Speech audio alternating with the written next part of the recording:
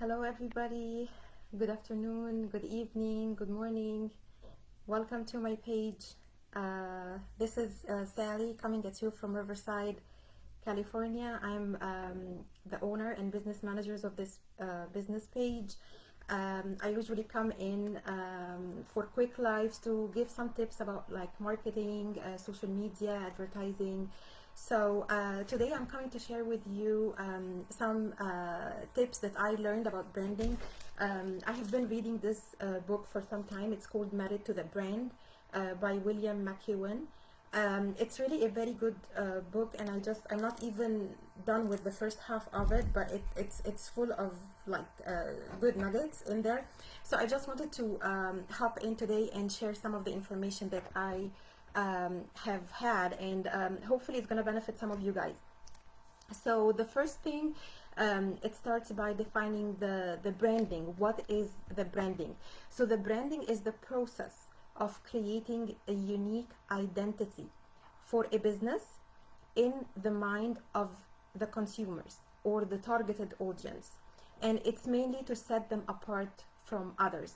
So this is the simple definition of branding. What does branding mean?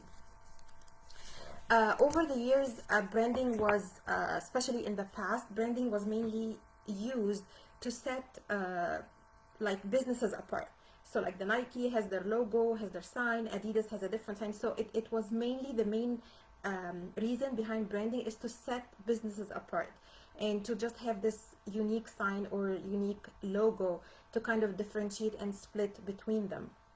But over time, this has actually changed. The perception and the definition of branding took a lot of changes and more depth because of all the competition in the market, and because of being now into more digital world, and just like there is a lot of things going on that has affected the branding in itself.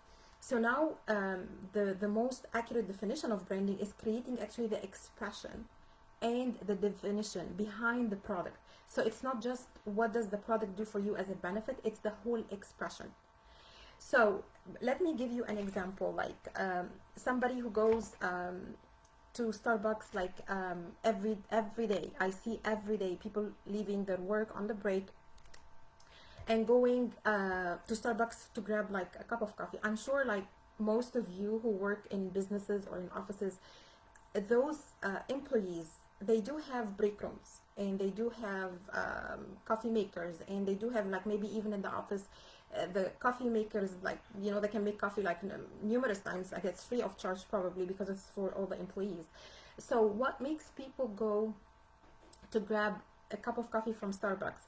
I mean, I get it, like they have tasty coffee, but it's not just the coffee, it's the whole experience. Some people escape to go during the break to Starbucks because they want this time away from their desk, away from their stress.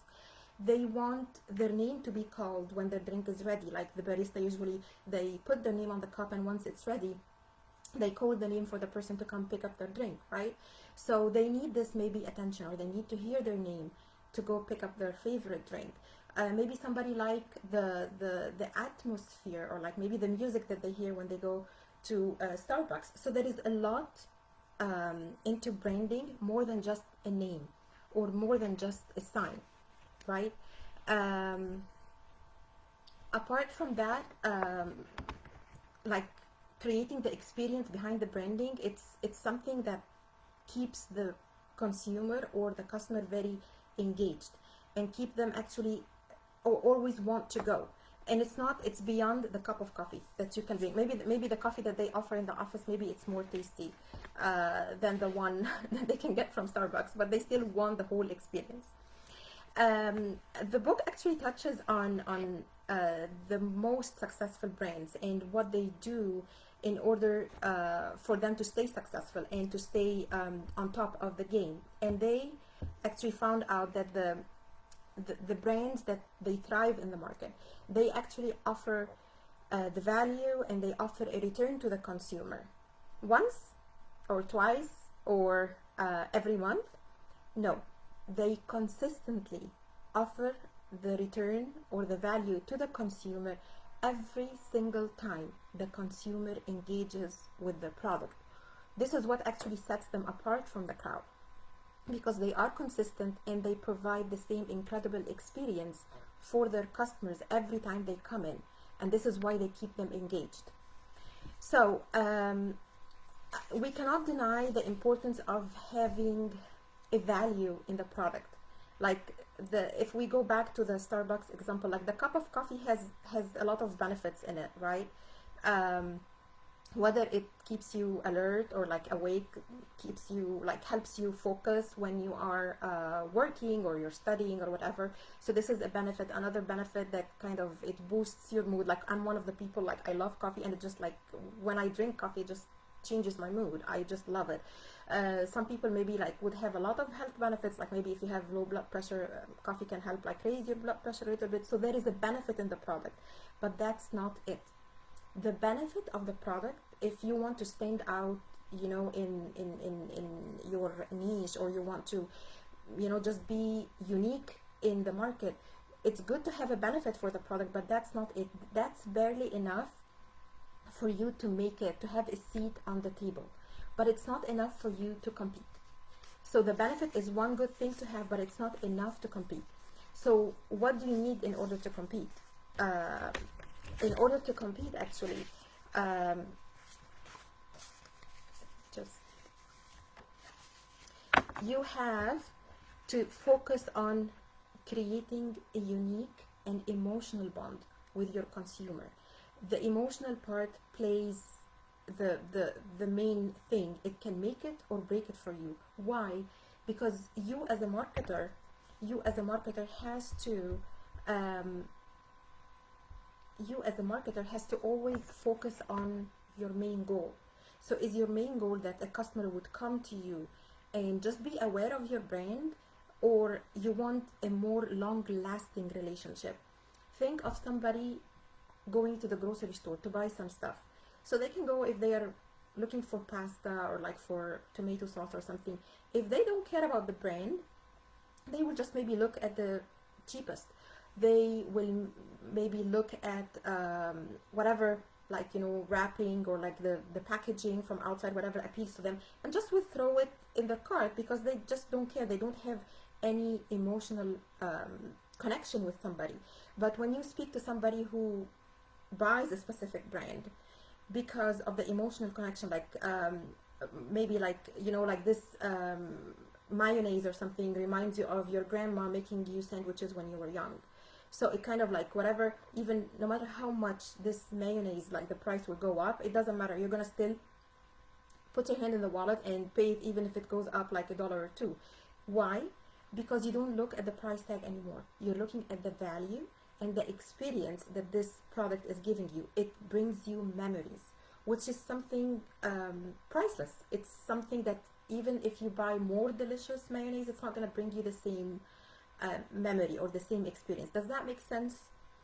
So this is the key thing that I wanted to talk about or touch on today, that we all get in the habit of, like, you know, branding ourselves, or like, you know, doing marketing the way that everybody does, but we lack the vision of what makes us unique and also what makes the people attracted to us. So we have to have a deep dive in there. And the author here is saying in the Merit to the Brand, like in the book, he's saying that this is very hard for marketers to do because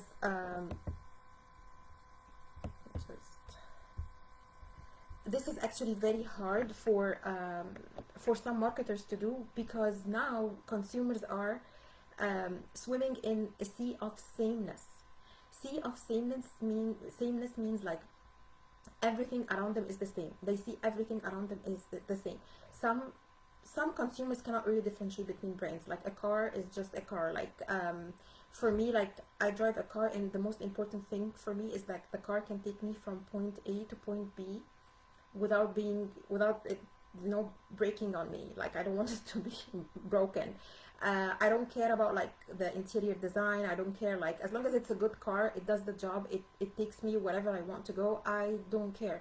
When I am compared with my husband as a consumer, it's completely different story. You know, he does cares a lot about the interior design of the car, about like the dashboard, the instrumental side of it, like the horsepower and all that, you know, stuff that I don't, you know, pay attention to.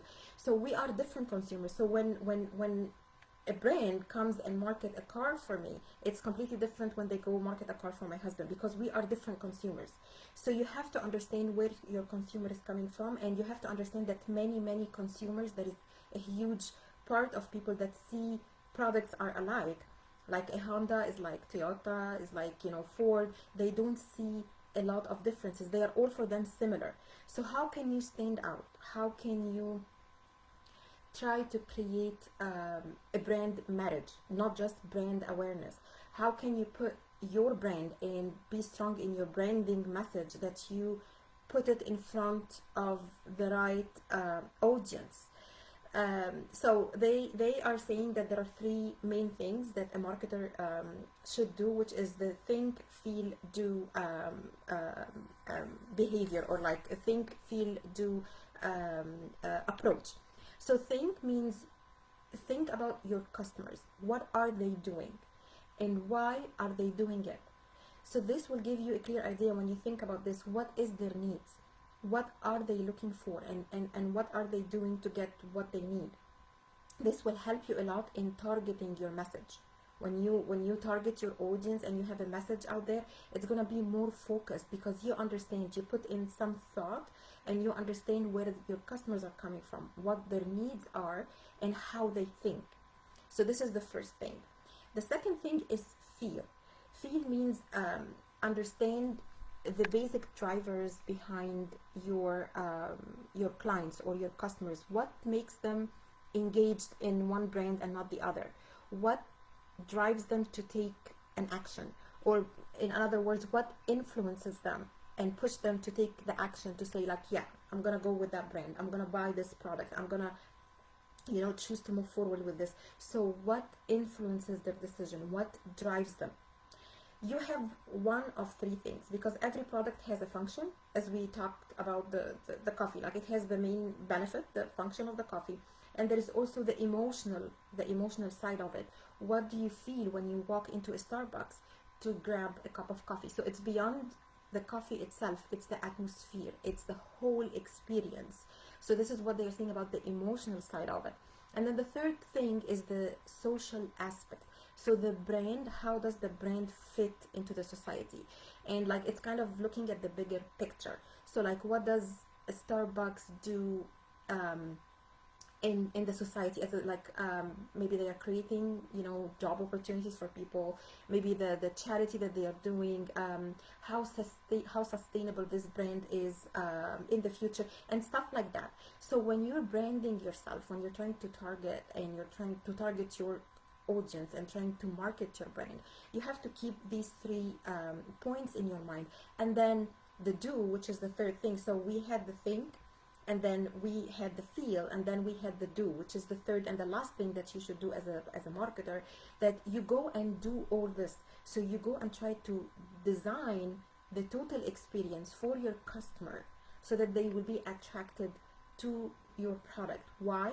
Because you understood the consumer. You spent some time studying and understanding their behavior and where they are coming from, and you felt what makes them go and like their emotions, what makes them try a product or be attached or be married even to that product, and then you went and did it. So when you do it, you have a better chance of standing out from the crowd, and having a better chance that your customers or your clients will not just try your product and just like once and for all and then turn their back and never come again. You will have more of consistent clients who are happy with your brand, because you deliver the whole experience. You mix the benefits of the product with the emotional experience that they are looking for, and the quality, of course, of it, and you understand the three pillars or the perspectives of branding your product. So that's the whole idea of it. I know it sounds a lot, and this is not something like it's still in the works, like I'm still maybe taking baby steps. It's not something that you are going to overnight, you know, like shift your gears and you're gonna just change your style in a day or two.